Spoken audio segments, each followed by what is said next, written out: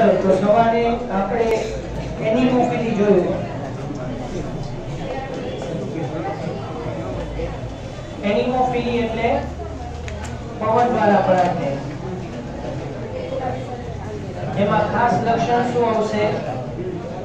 બે લક્ષણ ખાસ આપણે યાદ રાખવાના હતા કે પરાગરજ સૂકી અને હલકી હોય અને ચિકાસયુક્ત હોતી નથી। અને બીજો મુદ્દો, પરાગરજ ખૂબ જ વધારે સંખ્યામાં બને છે કારણ કે એનો ભેદ થવાની શક્યતા વધારે છે। હવે નેક્સ્ટ ટોપિક સમજીએ, હાઇડ્રોફિલી। अच्छा, टेक्स्टबुक ની અંદર એનિમોફિલીમાં બે ઉદાહરણ છે, ત્રીજું નથી। બરાબર? ઘાસ, નાળિયેરી અને મકાઈ લગભગ નાળિયેર નથી।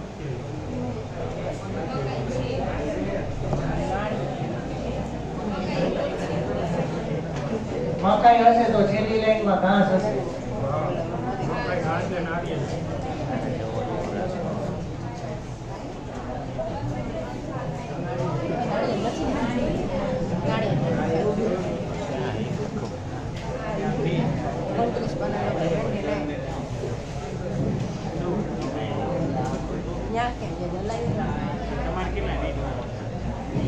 चलो, हाइड्रोफिली એટલે પાણી વાળા પરાગને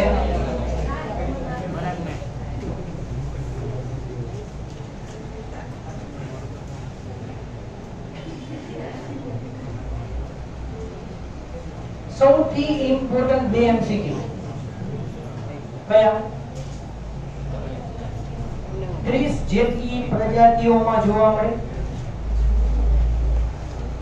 અને બીજું મળ્યું અને બીજું બધી જ વનસ્પતિઓ એકદળી છે। પાણી દ્વારા પરાગને ખૂબ જ ઓછી સંખ્યામાં એટલે 30 જેટલી પ્રજાતિઓની અંદર જોવા મળે છે। મળે છે ને આવું બધું?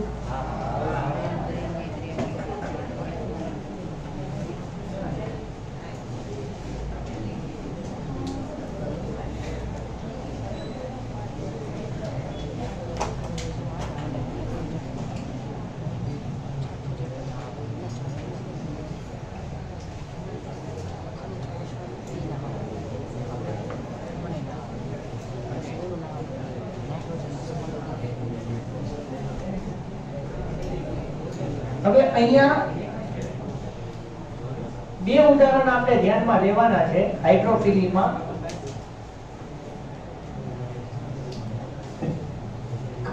મીઠા પાણીની વનસ્પતિઓ જેમ કે હાઇડ્રીલા અને વેલિસનેરિયા એની અંદર પાણી દ્વારા પરાગને જોવા મળશે। જ્યારે ખારા પાણીની એક વનસ્પતિ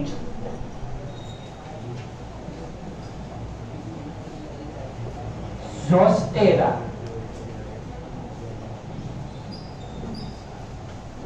દરિયાઈ ઘાસ, the sea grass,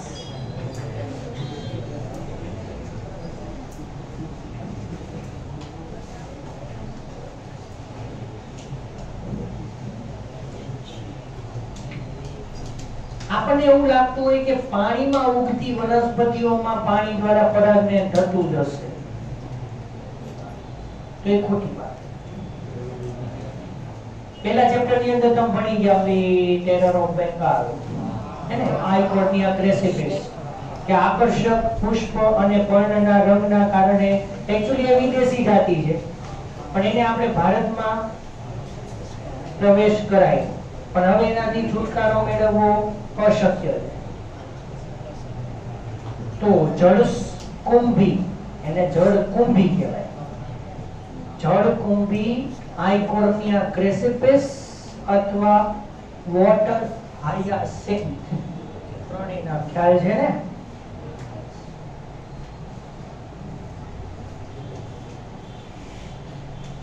લગભગ વોટર હાયસિન નામ સાંભળી શોખ થઈ ગયા એટલે પૂછું છું. જળકુંભી અથવા આઇકોર્નિયા ક્રેસિપિસ. તો આઇકોર્નિયા ક્રેસિપિસ એ આખું એનું વૈજ્ઞાનિક નામ છે. એને વોટર હાયાસિન્થ પણ કહેવાય. અને એમાંય બુકમાં મિસ્ટેક છે. એનસીઈઆરટી માં પહેલા ચેપ્ટરમાં એમાં ભૂલ છે. ટેરર ઓફ બેંગાલ ટોપિક ની અંદર જે 13-14 ચેપ્ટર લખ્યું છે ને, ત્યાં 16મું ચેપ્ટર આવે. અને 16મા ચેપ્ટરમાં જોવું હોય તો પેજ નંબર યાદ નહીં હોય, સુપોષકતાકરણમાં જાઓ. 16મા ચેપ્ટરમાં છેલ્લેથી 2-3 પેજ ફેરવી નાખો. દિવસ 16મું ચેપ્ટર. એક મસ્ત ઓલમાં પાણી હશે અને લીલના ફોટા હશે. ત્રીજા પેજમાં જોવા ન મળે, 4-5 પેજ ફેરો. હા, પાણીનો ફોટો છે ને એમાં લીલ એની ઉપર એનું નામ હશે વોટર હાયસિન. હેલો, ઈ 14મું ચેપ્ટર છે ભાઈ. 16મું ચેપ્ટર કીધું.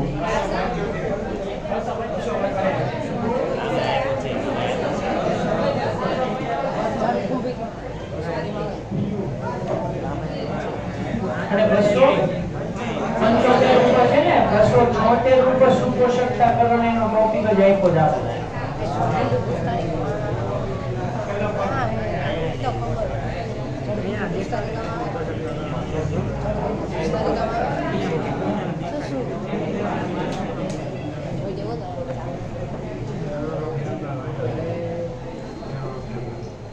જળ શુક્લા, જળકુંભી ને બધી પુસ્તકાની કામો.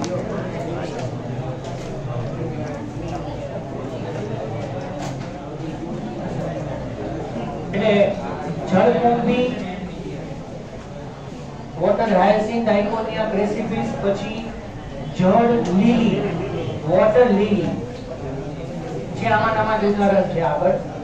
એ બધી પાણીમાં ઉગતી વનસ્પતિઓ છે, પણ જમીન પર ઉગતી વનસ્પતિઓની જેમ જ એ પરાગને દર્શાવે છે, પવન દ્વારા, પ્રાણીઓ દ્વારા વગેરે. એટલે પાણીમાં ઉગતી વનસ્પતિ અને એમાં પાણી દ્વારા પરાગને થાય જ એવું જરૂરી નથી. બરાબર? પછી અંદરથી આખો પ્રશ્ન જે રહ્યો હાઇડ્રોફિલી 3 માર્કનો તો છે, પણ અંદરથી 4 લીટી ટીક કરવાની છે. વેલિસ્નેરિયામાં પરાગને સમજાવો. એમાં એક વેલિસ્નેરિયા નામનો એક શબ્દ હશે, એના પછી 4 લીટી 22.11 ની પછીની લાઈન પરાગાસન સુધી પહોંચે છે ત્યાં સુધી. 2.11 ની પછીની લાઈનમાં પરાગાસન સુધી પહોંચે છે એવું કંઈક હશે, ત્યાં સુધી આપણે લખવાનું છે. વેલિસ્નેરિયામાં પરાગનયન સમજાવો 2 માર્ક. એમાં આખું હાઇડ્રોફિલી લખવાની જરૂર નથી, બરોબર? અમુક વેલિસ્નેરિયામાં પરાગનયન સમજાવો એમ પૂછ્યું હોય ને, એટલે સમજે વેલિસ્નેરિયા જલીય વનસ્પતિ, આપણે કીધું ને મીઠા પાણી, એટલે એમાં પાણી દ્વારા પરાગનયન પ્રશ્ન પૂછ્યો છે નહીં, ખોટું. આપણે આખું 30 પ્રજાતિ, એક તરી ત્યાંથી કઈ ચાલુ કરવાની જરૂર નથી. વેલિસ્નેરિયમમાં પરાગનયન માટે શું આપણે લખવાનું છે એની વાત કરી દઉં. વેલિસ્નેરિયામાં પરાગાશય પાણીની સપાટી ઉપર આવે છે અને એ પરાગરજને પાણીની સપાટી ઉપર મુક્ત કરી દે છે. એના સ્ત્રી કેસર પાણીમાં ડૂબેલા જ હોય છે, પણ એની પરાગવાહિની જે છે ને એ સ્પ્રિંગ જેવા વૃંત ધરાવે છે. સ્પ્રિંગ જેવા વૃંત ધરાવે છે, એટલે પાણીની અંદર જે પ્રવાહ પસાર થાય, એટલે પાણીમાં પ્રવાહ એટલે વિદ્યુત પ્રવાહ ને ચુંબકીય પ્રવાહ ને એવું કઈ નથી અહીંયા, પણ પાણીની અંદર વેવ્સ, તરંગો જ્યારે પસાર થાય એના કારણે પરાગાસન પાણીની સપાટીના સંપર્કમાં આવે છે અને ત્યારે પાણીની સપાટી ઉપર જે તરતી પરાગરજો છે એમાંથી અમુક પરાગરજ પરાગાસનના સંપર્કમાં આવે છે અને પરાગરજ પરાગાસનના સંપર્કમાં આવી ગયા પછી પાછું સ્પ્રિંગ જેવું વૃત્ત છે પરાગવાહીની, એટલે ફરી પાછા પરાગાસન પરાગરજને લઈને નીચે પાણીમાં જતા રહેશે. આવું વિશિષ્ટ પ્રકારનું પરાગરેણ વેલિસ્નેરિયામાં થાય. ટૂંકમાં શોર્ટકટ મેથડ ઈ છે કે પાણીની સપાટી ઉપર પરાગાશય પરાગરજને મુક્ત કરે, પરાગાસન કે આની પરાગરજને નીચે લઈ જાય, બસ. એટલે એની 4 લીટી ખાલી તમારે લખવાની છે.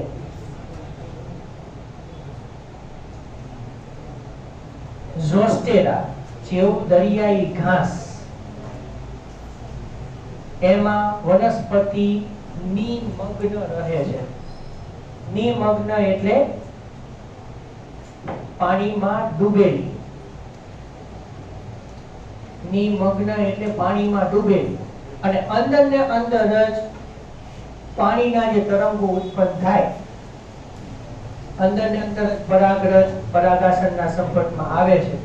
એવી રીતે દરિયાઈ ઘાસની અંદર પરાગરેણની ઘટના થાય. સૌથી અગત્યનો મુદ્દો, પરાગરજ પાણીથી ભીની ન થાય એટલા માટે પરાગરજની ફરતે મ્યુસીલેજનું રક્ષણાત્મક આવરણ હોય. છેલ્લી લીટી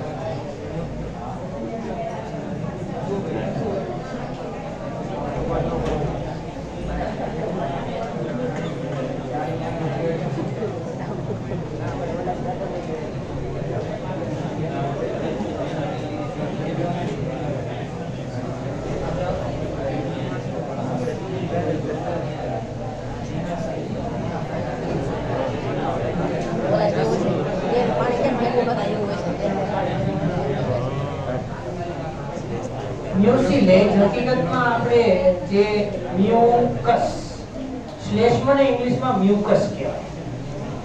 અને તમને ખ્યાલ છે કે શ્લેષ્મને ઇંગ્લિશમાં મ્યુકસ કહેવાય. અને એની ઉપરથી શબ્દ છે મ્યુસીલેજ.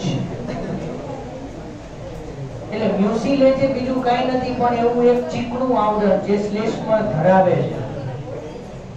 બરાબર. એની મદદથી પાણી જે છે એ પરાગરજની અંદર દાખલ નહીં થઈ શકે. જો અહીંયા છે ને પરાગરજને પાણીની સપાટી ઉપર તરતા રહેવું જરૂરી છે. ઘણી વખત શું થાય તમે વિચારો, ધારો કે પાણી પરાગરજની અંદર જતું રહે, અંત આશ્રુતિ થઈ જાય, પરાગરજ પાણીને ગ્રહણ કરી લે એટલે વજનમાં ભારે થઈ જાય, ડૂબી જાય, તો પછી પરાગરેણની ઘટના ન થઈ શકે. એટલે પરાગરજ પાણીને શોષણ ન કરે એના માટે ફરતે રક્ષણાત્મક આવરણ આવેલું હોય, બરાબર, જેથી કરીને પાણીમાં તરતી પરાગરજને કોઈ પણ પ્રકારે પાણીના કારણે નુકસાન ન થાય. કારણ કે પાણી એ હંમેશા હાઇપોટોનિક જ હોય અને એની સરખામણીએ આવતી કોઈ પણ રચના હાઇપરટોનિક જ હોય. એટલે પાણીના સંપર્કમાં જે રચના આવે એમાં અંત આશ્રુતિ થવાની પૂરેપૂરી શક્યતા કરી. જેમ કે આપણે આશ્રુતિ સમજવા પાણીમાં દ્રાક્ષને પલાળવા મૂકીએ, એ ઉદાહરણ તમે જોયું. પછી ઈંડું, ઈંડાને પાણીમાં મૂકો એટલે ઈંડું પહેલા તરે, પાણીની સપાટી ઉપર તરે, પછી થોડો ટાઈમ રહીને ડૂબી જાય. કે અર્ધપ્રવેશીશીલ પટલમાં તમે જોયું કે ઈંડાનું આવરણ અર્ધપ્રવેશીશીલ પટલ તરીકે વર્તે. એટલે ઈંડું જે છે એમાં વધારે સાંદ્રતા હોય પાણીની સરખામણીએ. એટલે પાણી ઈંડામાં દાખલ થાય એટલે ઈંડામાં પાણીનું પ્રમાણ ધીમે ધીમે વધે. એ ફાટી ન જાય પણ એ ભારે ડૂબી જાય.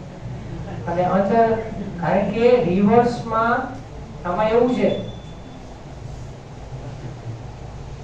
પાંચમા ચેપ્ટર ની અંદર તમને સમજાવીશ કે આરબીસી જે ત્યાં ને રક્તકણો એને આપણે પાણીમાં મૂકીએ ને તો પાણી અંદર દાખલ થાય ને રક્તકણો ફાટી જાય. બરાબર. અને તમે વ્યવસ્થિત જો તમને ખ્યાલ હોય તો આપણે કોષને પાણીમાં મૂકીએ તો પાણી કોષમાં દાખલ થાય પણ એની સામે અંદર પ્રવેશેલું પાણી દિવાલ ઉપર દબાણ ઉત્પન્ન કરે.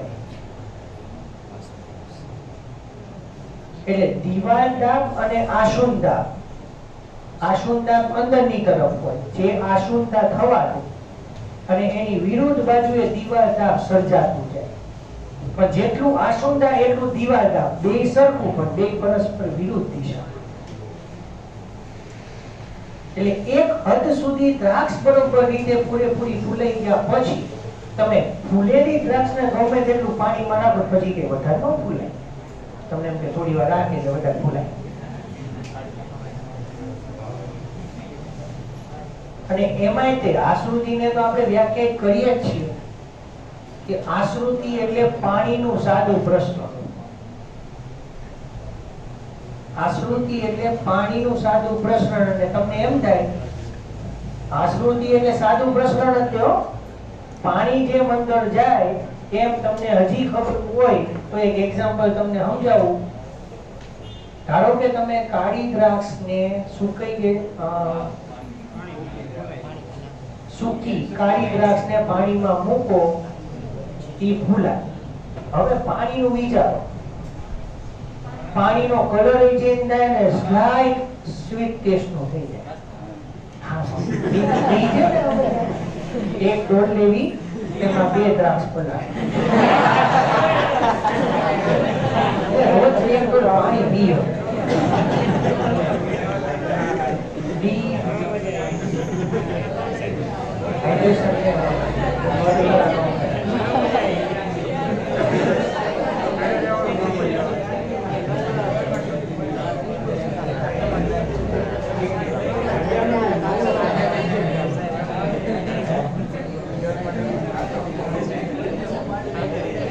પછી પાણીનો કલર અને ટેસ્ટ જે રહ્યો ને એ તમે કેટલા પાણીમાં કેટલી દ્રાક્ષ પલાળો છો ને એના ઉપર ડિપેન્ડ. હા, પછી ગરમનો પાણી લેજો 2 દ્રાક્ષ પલાળો, રાહ જો પાણી કેડું ક્યાં થાય. બેજો શાંતિથી.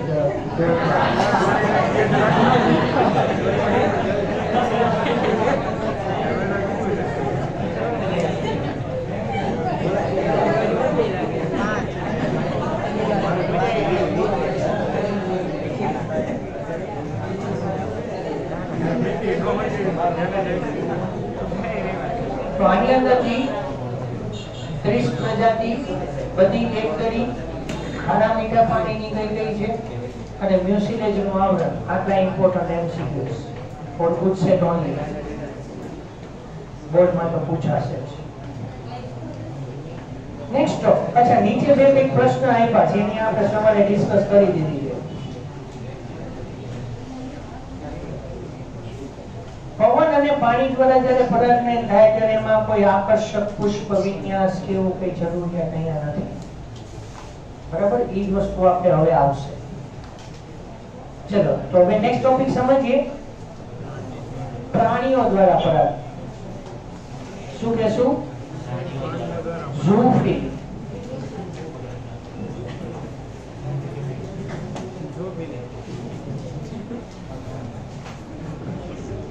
ઝૂફિલી નહીં, ઝૂફિલી. બને ત્યાં સુધી આપણે નામ ન બદલવા, નહીં તો માર્ક બદલાઈ જાય.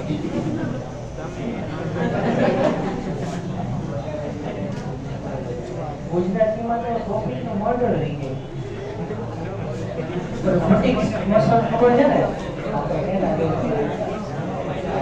Example was the example I could say. Evergreen example. શુક્રપિંડમાં શુક્રકોષો લખજો. ત્યાં પછી ન લખતા.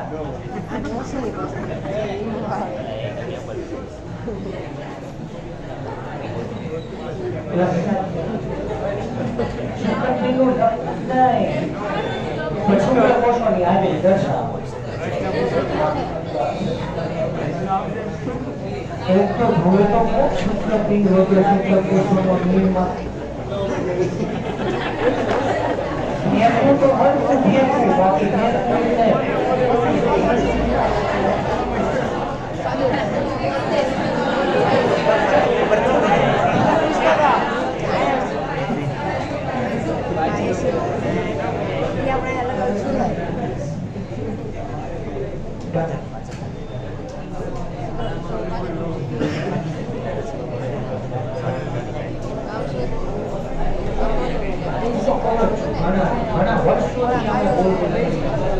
માત્ર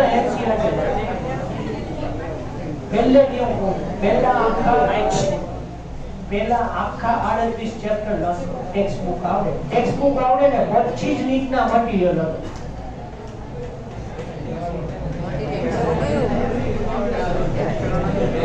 જ્યાં સુધી આખું એનસીઈઆરટી નું ચેપ્ટર ન આવે ત્યાં સુધી તમે લખી રાખો કે તમે નીટ માટે લાયકાત ધરાવતા નથી.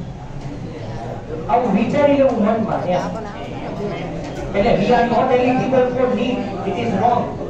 એ નેગેટિવ થિંકિંગ કહેવાય. પણ આપણે જ્યાં સુધી આખું ચેપ્ટર પૂરું ન થાય ને ત્યાં સુધી કોઈ નીટ મટીરીયલ કરવું. હવે તો વર્ષોથી કહી છે નીટના તમે એનસીઈઆરટી ખાલી કરો ને બરાબર, અને એટલા ભણાવેલા લેક્ચર્સ કેટલા તમને ખાલી ખબર હોય ને આરામથી 75 એમસીક્યુ તમે ટીકસાટા કરી શકો. આરામથી.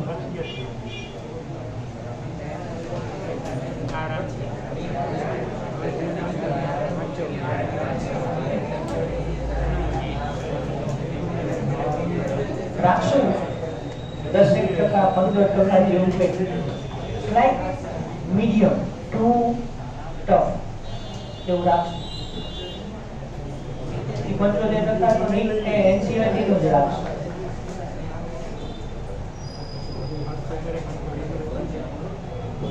બાકી રોજ ચેપ્ટર રિવિઝન કરી લેવાય ચાલે. મારો વિચાર છે 40 દિવસમાં નીટ કઈ થાય એમાં એક વીકમાં એક ચેપ્ટર સમાવવું છે. આ બધી નથી ઉઠાતી ના, પણ ઈ કરીશું.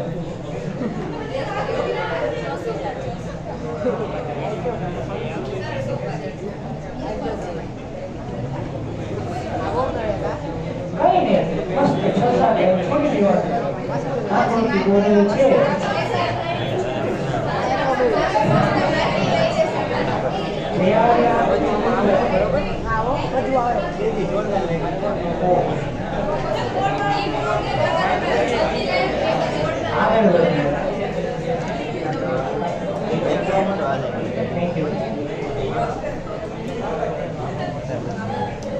ઝૂફિલી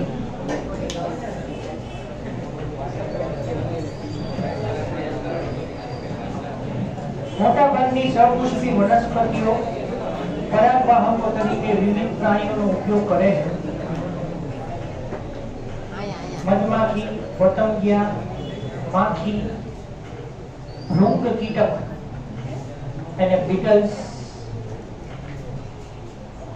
ભમરી, વેસ્પ, કીડી, એન્ટ્સ, વાયુઝ ન બતાવે છે.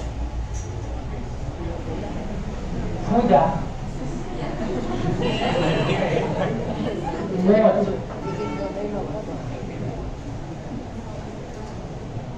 અને પક્ષીઓ સનબર્ડ એટલે દેવચકલી અને હમિંગ બર્ડ એટલે ગુંજન પક્ષી. આ બધા પ્રાણીઓનો ઉપયોગ પ્લસ ઘણા બધા પ્રાઇમેટ્સ પણ એવા છે જેમ કે લેમુર, ચામાચીડિયું આવે છે ઓન ધ વે, કારણ કે એને શું છે અજવાળામાં વાનમાં દેખાય એટલે એને અમને થોડી વાર લાગશે.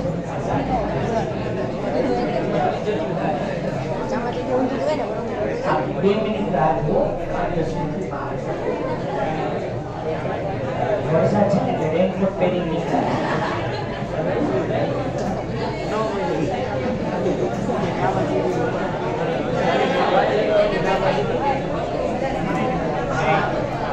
ચામાચીડિયું સામાન્ય પરાગવાહકો છે. સૌથી ઇમ્પોર્ટન્ટ પ્રાણીઓ પૈકી કીટકોની અંદર ખાસ કરીને મધમાખી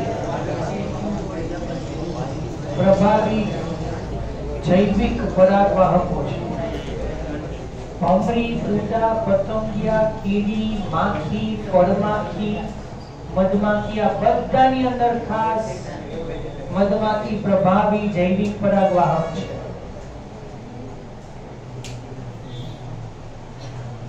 એવા પણ પ્રાણીઓ જેવા કે પ્રાઇમેટ્સ, જેમાં લેમુર, આપણે સસ્તનનો એક વર્ગ આવે પ્રાઇમેટા, લેમુર, ત્રિશ્રુ, ઓરાંગુટાન, બરાબર. પછી આવે ચિમ્પાન્ઝી, ગોરિલા. એના પછી આ બધા એપ છે, મહાવાનરો ને, એટલે પેલા ઉત્ક્રાંતિમાં આપણે ભણશું એપ, પછી એપ મેન, એપ માનવ, એટલે થોડા એપના લક્ષણો, થોડા માનવના લક્ષણો, પછી માનવ અને પછી આધુનિક માનવ, એમ એવી રીતે ઉત્ક્રાંતિ થઈ. કેટલાક પ્રાઇમેટ, લેમુર, વૃક્ષારોહી તીક્ષ્ણ દાંત વાળા કોતરતા પ્રાણીઓ, એને રોડેન્ટ્સ કહેવાય, કર્તનશીલ, લકડખોદ જોઈ હોય.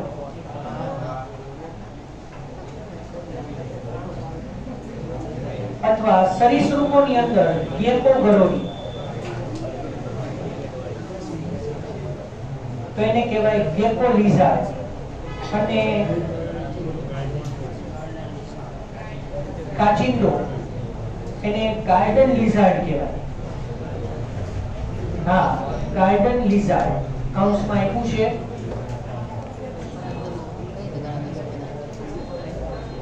એના દ્વારા પણ પરાગનયન થાય છે.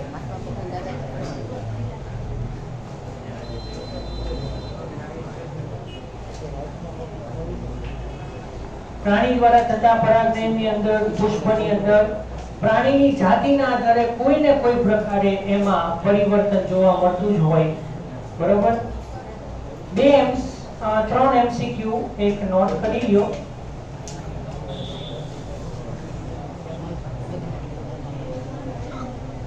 શીમડો, બોમ્બેક્સ અને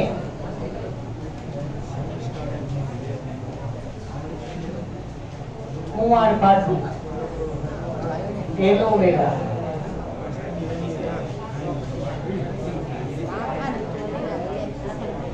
પક્ષીઓ દ્વારા પરાગનયન થાય.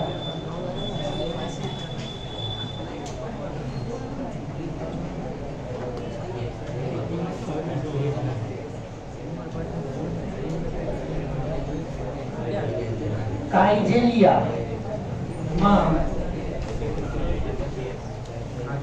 ચામાચીડિયા દ્વારા પરાગનયન થાય.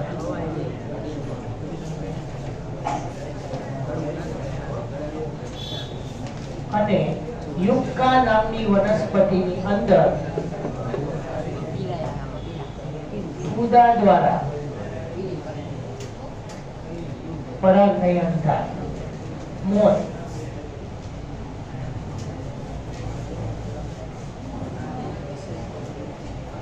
237 નંબરનો પેજ જુઓ.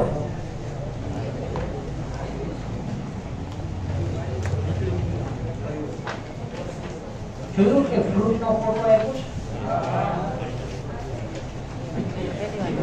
અંજીર નું ફળ આપ્યું છે.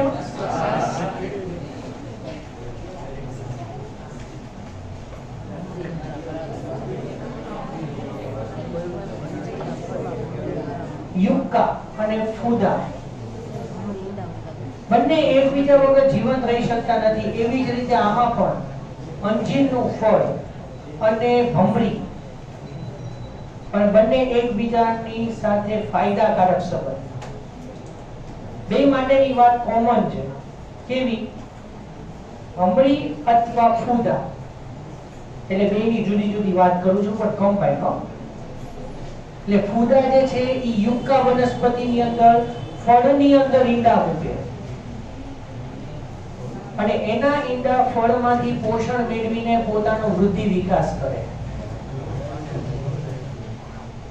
યુક્કાના ફળમાંથી જ્યારે બીજ અંકુરન થઈને અંકુરન કરવાનું શરૂ કરે ત્યારે એના ઈંડામાંથી ઈયળો બહાર નીકળી અને એના બદલામાં ફૂદા જે છે એ પોતે પરાગનયનની ઘટના કરે. બંને બાજુ પરસ્પર લાભદાયી સંબંધ થયો. તો યુક્કા ફૂદાના ઈંડાને સાચવે છે, એને વૃદ્ધિ વિકાસ માટે પોષણ પૂરું પાડે છે અને એના બદલામાં ફૂદા પરાગનયનની ઘટના કરે. એવું જ અંજીરના ફળ અને ભમરીમાં પણ જોવા મળે છે. ભમરી પોતાના ઈંડા અંજીરના ફળની અંદર મૂકે છે અને જો તમે અંજીરનું ફળ કાપી બતાવ્યું, અંજીરનું ફળ ખાધું જ કોઈ નહીં?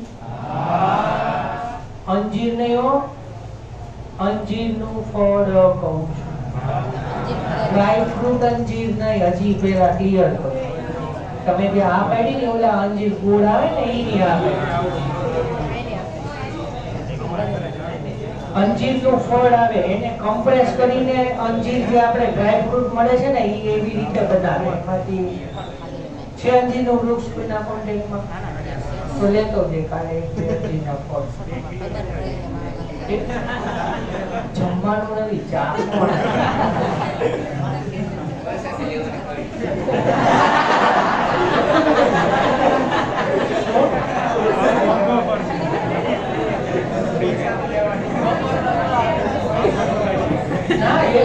એમાં એક બે ફળ તમે ફળ ચાખો ને તો તમને પંચીની અંદર જેવું તમને ક્રિસ્પી લાગે ને સેમ એવો જ ટેસ્ટ આવે.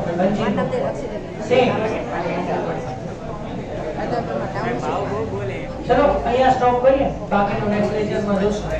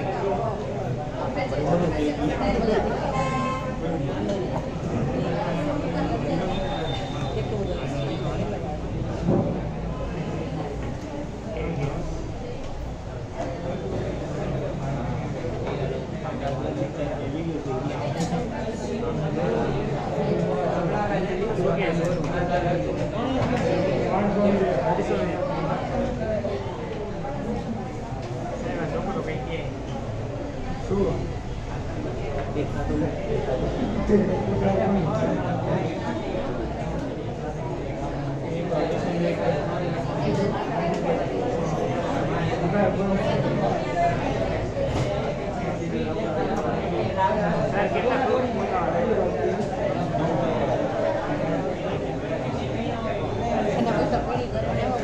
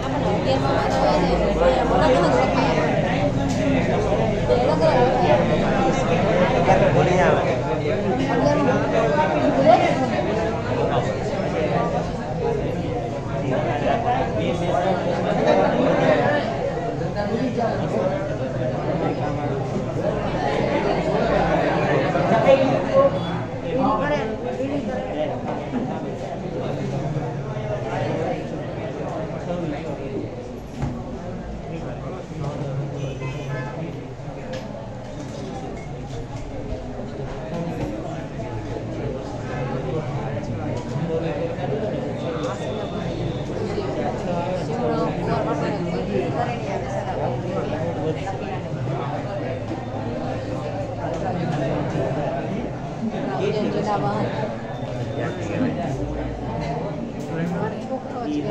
जड़ी लग गया